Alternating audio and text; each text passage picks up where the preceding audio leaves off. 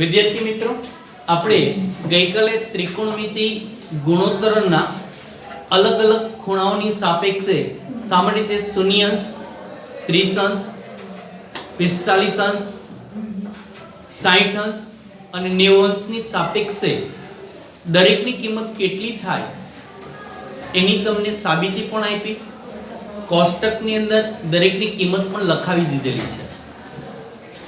હવે વિદ્યાર્થી મિત્રો, એ કિંમત તમે પાકી કરી નાખી હશે તો આપણે એના સ્વાધ્યાયની શરૂઆત કરીએ છીએ. સૌથી પહેલા 3 ઉદાહરણો છે, આપણે ઉદાહરણ ગણીએ, ત્યાર પછી સ્વાધ્યાય 5.2 ની આપણે શરૂઆત કરશું. તો વિદ્યાર્થી મિત્રો, સૌથી પહેલા ઉદાહરણ નંબર 6 ની રકમ બોર્ડ ઉપર લખેલી છે, બરોબર વાંચીએ છીએ કે ત્રિકોણ ABC માં ખૂણો B છે, કાટખૂણો આપેલ છે, એની એક બાજુ AB છે, એની કિંમત 5 સેન્ટીમીટર આપેલી છે, અને એક ખૂણો ACB છે, એ 30 અંશનો આપેલ છે. તો બાકીની બે બાજુ કઈ વધશે AB સિવાયની? તો કે BC અને AC, આ બે બાજુના માપ છે આપણે શોધવાના છે. તો વિદ્યાર્થી મિત્રો, સૌથી પહેલા એક કામ કરીએ કે જે આપણને રકમની અંદર આપેલું છે એ મુજબ આકૃતિ દોરી નાખીએ કે આ ત્રિકોણ ABC છે એ કાટકોણ ત્રિકોણ છે. તો આ A, આ ખૂણો B કાટખૂણો છે અને ખૂણો C. AB નું માપ 5 સેન્ટીમીટર આપેલ છે, તો લખીએ AB બરાબર 5 સેન્ટીમીટર અને BC અને AC છે એ શોધવાના છે. વધારામાં એક ખૂણો C છે એટલે કે ખૂણો ACB આપણને 30 અંશ આપેલું છે. હવે વિદ્યાર્થી મિત્રો, એક વસ્તુ ખાસ અહીંયા ધ્યાન આપો કે અહીંયા જે બાજુ આપણે શોધવાની છે BC અને AC, અને એક બાજુ છે એ 5 સેન્ટીમીટર માપ આપણને આપેલું છે. તો કે આ ખૂણા માટે સામેની બાજુ આપેલી છે. જોજો બરાબર સાંભળજો, ખૂણાની સાપેક્ષે જ આપણે વિચારવાનું છે કે આ ખૂણાની 30 અંશના ખૂણાની સામેની બાજુ આપેલી છે અને પાસેની બાજુ શોધવાની છે. તો એક જે બાજુ આપેલી હોય તે અને એક શોધવાની હોય તે, એક ગુણોત્તરનો ઉપયોગ કયા ત્રિકોણમિતિ ગુણોત્તરમાં થાય? તો કે સામેની બાજુ અને પાસેની બાજુનો ઉપયોગ sin ની અંદર થઈ શકે. તો આપણે મૂકવાનું છે સૂત્ર sin નું. તો અહીંયા જુઓ, sin 30 અંશ બરાબર sin 30 અંશ બરાબર સામેની બાજુ તો કે AB થશે અને એના છેદમાં કર્ણ જે આપણે શોધવાના છે એની કિંમત AC થશે. sin 30 ની કિંમત કેટલી છે? તો કે 1/2 છે. AB ની કિંમત 5 સેન્ટીમીટર અને AC આપણે શોધવાના છે. ક્રોસ ગુણાકાર કરીએ વિદ્યાર્થી મિત્રો, 1 એને ગુણ્યા AC એટલે AC થશે, 2 ગુણ્યા 5 એટલે 10 થશે.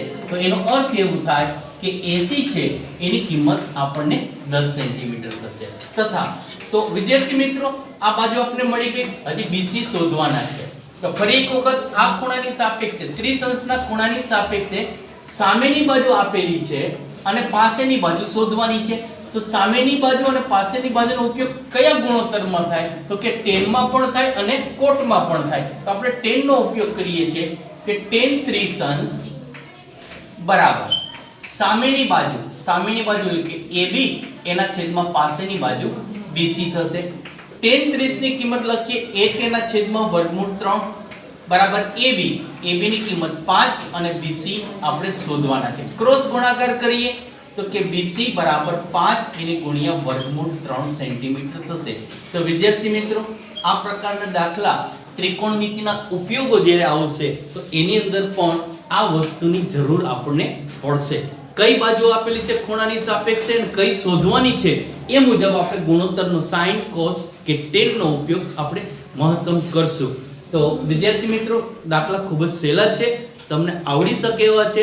તો આગળ વધીએ છીએ એક્સરસાઇઝ નંબર ઉદાહરણ નંબર 7 ની અંદર. રકમ અહીં લખેલી છે, જો બરોબર એક ત્રિકોણ PQR આપેલો છે. PQR ની અંદર ખૂણો Q છે ને એક કાટખૂણો આપેલો છે. આ ત્રિકોણ PQR ની બે બાજુ આપેલી છે. એક PQ છે એ 3 સેન્ટીમીટર છે અને PR છે એ 6 સેન્ટીમીટર, બે બાજુ આપેલી છે. તો એની સામે બે ખૂણાઓ છે વિદ્યાર્થી મિત્રો, આપણે શોધવાના છે. એક QPR ખૂણો અને એક PR અને Q ખૂણો. તો સૌથી પહેલા આપણે આકૃતિ દોરી સમજી લઈએ. જે કીધું છે શું શોધવાનું છે આકૃતિ ઉપરથી વધારે ખબર પડશે. તો સૌથી પહેલા એક ત્રિકોણ PQR દોરીએ કે જેમાં Q ખૂણો છે એ કાટખૂણો છે. હવે એમાં બે બાજુ આપેલા છે, એક PQ છે એ 3 સેન્ટીમીટર, તો અહીંયા લખું છું 3 સેન્ટીમીટર, અને બીજું એક PR એટલે કે કર્ણ થશે એ 6 સેન્ટીમીટર આપેલ છે, તો 6 સેન્ટીમીટર. તો હવે બે ખૂણા જે શોધવાના કયા કયા, તો કે QP અને R, એટલે કે QP અને R, એક આ ખૂણો એની કિંમત શોધવાની છે. બીજું PR અને Q, PR અને Q એટલે કે આ ખૂણો છે આપણે શોધવાનું છે. તો વિદ્યાર્થી મિત્રો જે ખૂણો શોધવાનો હોય, બરાબર સાંભળજો, જે ખૂણો શોધવાનો હોય એ ખૂણાની સાપેક્ષે આપેલ કાટકોણ ત્રિકોણમાં કઈ બે બાજુઓના માપ આપેલા છે જોવાનું છે. દાખલા તરીકે મારે સૌથી પહેલા P ખૂણો શોધવો છે, તો P ખૂણા માટે એક તો PQ અને એક PR નું માપ આપેલું છે. તો P ખૂણા માટે PQ એ પાસેની બાજુ થશે અને PR એ કર્ણ થશે. તો કે પાસેની બાજુ અને કર્ણનો ઉપયોગ કેમાં થાય, તો કે પાસેની બાજુ અને કર્ણનો ઉપયોગ કોષની અંદર થાય. તો અહીં cos P બરાબર પાસેની બાજુ, તો કે પાસેની બાજુ PQ થશે અને એના છેદમાં કર્ણ છે એની કિંમત PR થશે. કિંમત મૂકી દે વિદ્યાર્થી મિત્રો, આપણે જેની જાણતા હોય તે. તો cos P એમનેમ રહેશે, આ cos P બરાબર PQ ની કિંમત 3 છે અને PR છે એની કિંમત 6 આપેલી છે.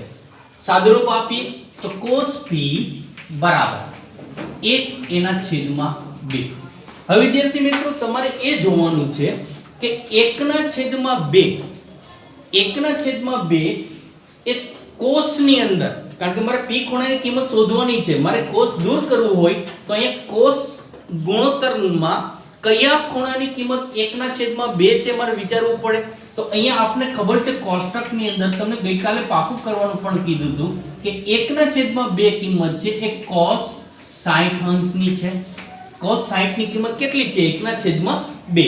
બંને બાજુથી cos દૂર કરી નાખીએ અથવા તો સરખાવીએ તો વિદ્યાર્થી મિત્રો P છે એ ખૂણાનું માપ 60 અંશ મળશે. આ P ખૂણાનું માપ કેટલું મળ્યું આપણને, 60 અંશ. એ જ રીતે જો બરાબર અહીંયા લખું છું, એ જ રીતે મારે R ખૂણાનું માપ પણ શોધવાનું જ છે વિદ્યાર્થી મિત્રો. તો R ખૂણાની સાપેક્ષે સામેની બાજુ અને કર્ણ આપેલા છે, તો મારે sin નું ગુણોત્તરનું સૂત્ર વાપરવું પડશે. તો કે sin R બરાબર સામેની બાજુ એટલે કે PQ થશે એના છેદમાં કર્ણ PR થશે. sin R બરાબર PQ ની કિંમત 3 એના છેદમાં 6, તો કે sin R બરાબર 1 એના છેદમાં 2. હવે મારે સરખાવી છે કિંમત, તો અહીંયા કયા sin ગુણોત્તરમાં કયા ખૂણાની કિંમત 1 ના છેદમાં 2 મળે છે, તો કે 30 અંશના ખૂણાની કિંમત 1 ના છેદમાં 2 મળે છે. તો કે sin R બરાબર sin 30 અંશ. સરખાવી દઈએ તો એનો અર્થ એમ થશે R છે એ 30 અંશનો થશે. તો વિદ્યાર્થી મિત્રો આ રીતે તમે ખૂણા પણ શોધી શકો. જો કે અહીંયા P ખૂણો શોધી લ્યો તમે તો આ ખૂણો 90 છે, ત્રિકોણના ત્રણે ત્રણ ખૂણાનો સરવાળો 180 અંશ થાય છે. એને આધારે પણ તમે R ખૂણો છે એ શોધી શકો. પરંતુ અહીંયા આપણે ગુણોત્તરનો ઉપયોગ કર્યો છે પહેલામાં, તો આપણે બીજામાં પણ ગુણોત્તરનો ઉપયોગ કરી અને ખૂણો મેળવી શકીએ. કદાચ તમે બીજી રીતે ગુણોત્તર એક ખૂણો મેળવ્યા પછી ત્રણેયનો સરવાળો 180 અંશ થાય, એને આધારે જો તમે આ ખૂણો શોધો તો એ ખોટું નથી. તો વિદ્યાર્થી મિત્રો આ ઉદાહરણ 7 છે અહીં પૂર્ણ થાય છે. વિદ્યાર્થી મિત્રો એ પછીનું ઉદાહરણ છે, રકમ બરોબર જુઓ, ખૂબ જ સહેલો દાખલો છે. રકમ આપેલ છે કે sin કૌંસમાં a - b બરાબર 1 એના છેદમાં 2 અને cos કૌંસમાં a + b બરાબર 1 એના છેદમાં 2 આપેલું છે. વધારામાં એમ કીધું છે કે 0 is less than a plus b is less than equal to 90. આનો અર્થ શું થાય કે a અને b આ બંને ખૂણાનો સરવાળો 0 કરતા મોટો, 90 અથવા 90 કરતા નાનો છે. હવે બે ખૂણાનો સરવાળો 90 અથવા 90 કરતા નાનો હોય વિદ્યાર્થી મિત્રો, એનો અર્થ જ એ થાય કે a અને b લઘુકોણ છે. ટૂંકમાં અહીંયા જે આપેલું છે એનો અર્થ એક થાય કે a અને b છે એ લઘુકોણો છે. વધારામાં એમ કીધું છે આ બે ખૂણાની કમ્પેરિઝન ની અંદર કે a ખૂણો છે મોટો છે b કરતા, તો આપણે a અને b શોધવાના છે. તો વિદ્યાર્થી મિત્રો અહીંયા sin a b ની કિંમત આપેલી છે તો સૌથી પહેલા એ લખીએ કે અહીં sin a b બરાબર 1 એના છેદમાં 2. તો મારે a b ની કિંમત શોધવી હોય તો મારે કમ્પેરીઝન કરવી હોય તો મારે sin ની અંદર જોવું પડે કે sin કયા ખૂણાની કિંમત 1 ના છેદમાં 2 છે. તો આપણે ખબર છે હમણાં જ લખ્યું હતું આપણે તો એ એપ્લાય કરીએ કે sin a b બરાબર sin 30 અંશ થશે. બંનેને સરખાવી દઈએ તો એક સમીકરણ આપને મળશે દ્વિચલ સ્વરૂપ સમીકરણ a b બરાબર 30 અંશ. આને કઈ સમીકરણ નંબર 1 તથા હજુ એક પરિણામ આપેલું છે cos કૌંસમાં a b બરાબર 1 એના છેદમાં 2 છે. સાદુરૂપ આપીએ વિદ્યાર્થી મિત્રો cos a b બરાબર તો 1 ના છેદમાં 2 cos ગુણોત્તરમાં કયા ખૂણાની કિંમત છે તો કે cos 60 ની કિંમત 1 ના છેદમાં 2 છે. તો શા માટે મેં cos નો ઉપયોગ કર્યો કારણ કે કમ્પેરીઝન કરવી હોય તો cos ની સામે cos જ હોવું જોઈએ, sin ની સામે sin હોવું જોઈએ. અહીંયા sin હતું તો sin માં જ આપણે જોયું, અહીંયા cos છે તો cos ની અંદર કમ્પેરીઝન કરી નાખીએ તો કે a b બરાબર 60 અંશ થશે. તો વિદ્યાર્થી મિત્રો આ ઇક્વેશન નંબર 2 મળે છે. તો પહેલું ઇક્વેશન છે a b બરાબર 30 અંશ અને બીજું ઇક્વેશન a b બરાબર 60 અંશ. તો આ બંને સમીકરણો છે દ્વિચલ સ્વરૂપ સમીકરણો છે. આ સમીકરણનો આપણે પ્રકરણ 3 માં લોપની રીત તમે યાદ કરી લ્યો. લોપની રીતે આપણે એમનો ઉકેલ શોધીએ. તો અહીં a b બરાબર પહેલું સમીકરણ 30 અંશ અને કી નંબર 1. બીજું સમીકરણ a b બરાબર 60 અંશ. આ સમીકરણ નંબર 2.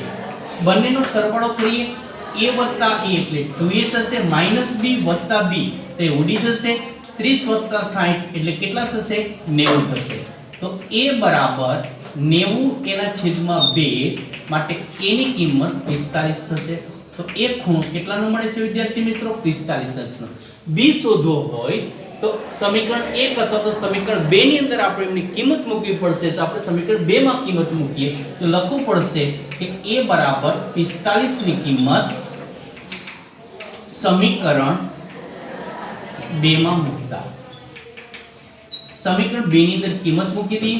જો બરોબર કે સૌથી પહેલા a b સમીકરણ બીજું લખીએ છીએ શું આપેલું છે 60 છે એની કિંમત 45 છે વત્તા b બરાબર 60 અંશ માટે b છે એની કિંમત 60 માઈનસ 45 થશે. તો b બરાબર 60 માંથી 45 બાદ કરો તો 15 અંશ થશે. તો આમ a અને b આ બંનેનો સરવાળો આપણે એમ કીધું હતું 90 કે 90 કરતા નાનો છે તો a પણ છે અને a છે એ b કરતા મોટો છે. a અને b શોધો તો એની કિંમત 45 ખૂણા એની કિંમત 45 અંશ થશે અને b છે એની કિંમત આપણને 15 અંશ થશે. વિદ્યાર્થી મિત્રો હવે આપણે સ્વાધ્યાય 8.2 છે ના દાખલાઓ ગણીએ જે કિંમત શોધવાના દાખલાઓ છે. એક્સરસાઇઝ નંબર 1 છે કે નીચેના પરિણામોની કિંમત શોધો. સૌથી પહેલા એક રકમ લખેલી છે sin 60 એને ગુણ્યા cos 30 અંશ વત્તા sin 30 અંશ એને ગુણ્યા cos 60 અંશ. કંઈ જ કરવાનું નથી. ખરેખર આપણે જે કોષ્ટકમાં કિંમત પાકી કરેલી છે એ કિંમત એપ્લાય કરી અને જે 5મા 6ઠા ધોરણમાં જે સાદુરૂપ આપતા એ સાદુરૂપ જ આપવાનું છે. દાખલા ખૂબ જ સહેલા છે.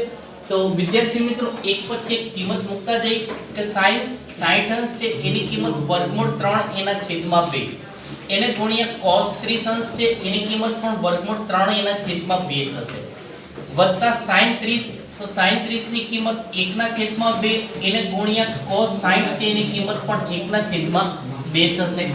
સાદુરૂપ આપી અંશ સાથે અંશનો ગુણાકાર વર્ગમૂળ 3 એને ગુણ્યા વર્ગમૂળ 3 એટલે 3 થશે 2 ગુણ્યા 2 છેદની અંદર એટલે 4 થશે વત્તા 1 એને ગુણ્યા 1 બરાબર 1 થશે 2 ગુણ્યા 2 એટલે 4 થશે. સમછેદી અપૂર્ણાંક છે વિદ્યાર્થી મિત્રો જોઈ શકાય છે અંશમાં સરવાળો હોય તો સરવાળો અને બાદબાકી હોય તો બાદબાકી કરાય. તો 3 વત્તા 1 એટલે 4 એના છેદમાં 4. તો અહીંયા જે પહેલો પ્રશ્ન પૂછ્યો એની કિંમત આપણને 1 મળે છે.